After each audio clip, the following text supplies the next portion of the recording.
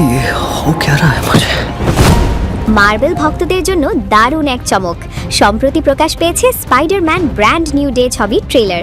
আর trailer দেখেই বোঝা যাচ্ছে এবার পিটার পার্কারের জীবন যাচ্ছে সবচেয়ে কঠিন পরীক্ষার মধ্যে দিয়ে। मकड़ी की आँख। আমরা সবাই জানি আগের ঘটনাগুলোর পর পিটার পার্কার এমন এক সিদ্ধান্ত নিয়েছিলেন যার ফলে সবাই তার স্মৃতি হারিয়ে ফেলে।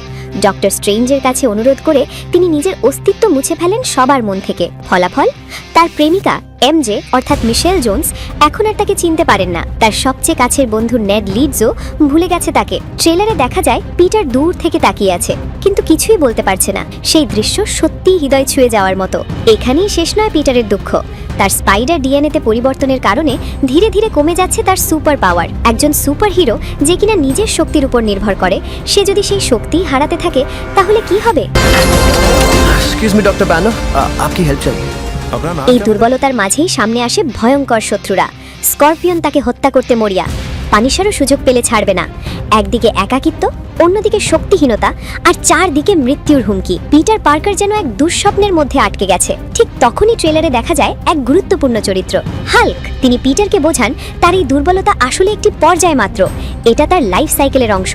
যদি পিটার এই কঠিন সময় পার করতে পারে তাহলে শুরু হবে তার নতুন জীবন, একটি ব্র্যান্ড নিউ ডে।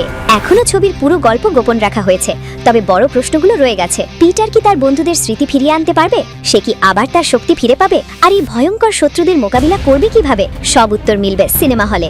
यानी हालत बिगड़ती जाएगी। स्पाइडर की जिंदगी में 3 दौर होते हैं।